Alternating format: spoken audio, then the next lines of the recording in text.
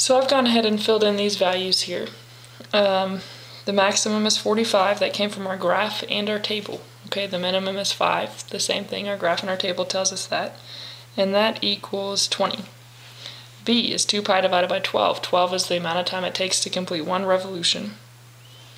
And that's pi over 6. Okay, 45 plus 5 is going to be 50 divided by 2, which is 25. Now remember, you can check these two values up in your graph. Watch the writing equations video if you need help doing that. Now, since this equation was defined as f of t in the problem, I'm going to start with f of t, the function based on time. Okay, a function of time is equal to, and I'm going to pick this point because it's a non-shifted cosine point. So I'm just going to say negative because that's a minimum. So it's going to be negative 20 cosine of pi 6, okay, and it's just going to be pi 6 times x because it's not a horizontal shift, it is on the y-axis. And then I have to add to that my vertical shift, which is plus 25 for d. Now you could have picked any other point on this graph, okay, any of these sine or cosine points, but you would have had a horizontal shift. This is going to be easier to use with our calculator. So that's part B. Part C says, assuming that the Ferris wheel moves at a constant rate, how high above the ground will a person be after 1 minute and 45 seconds? Now, what this means is that you have to convert this 1 minute and 45 seconds, okay, to a decimal. 1 minute and 45 seconds is 1.75. The 1 is the 1 minute, and 45 out of 60 is equal to 0.75. So that's how you decide the decimal. And you plug this into your calculator. We're going to have a calculator video that tells us exactly what this answer is, okay? And then you have to make sure that you write a sentence. So once we get this value, okay, you have to justify your answer, and we're going to do that probably, well, I'll just put the answer in here. You guys can fill it in once we get it with the computer. So it says at 1 minute and 45 seconds. Okay, so we've talked about our x variable. The person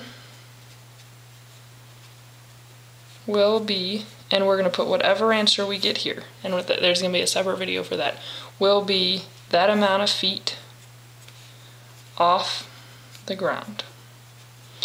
And that's the complete answer to that question, but you have to make sure that you write a sentence to explain what's going on and that you include your units and you answer the question for that. Then it says during the first 12 minutes, which is during the first revolution, when was the person at least 32 feet off of the ground? Okay, and in our calculator, what you're going to do, okay, is you have the graph, so there's our first 12 minutes, okay, and in y1, you're going to put f of t, which is what equation you wrote up here, okay, and you have to make sure that you type that in correctly. In y2, you're going to put the constraint, which in this case is 32. And what that's going to do is that's going to draw a line across your graph, okay? And so when was the person at least 32 feet off the ground? Well, it's going to be between whatever these two time intervals are, okay? And then once you answer that, you're going to have to find the intersection, okay, and then write your sentence. Write your sentence to describe that, okay? And the sentence is going to say, the person was at least 32 feet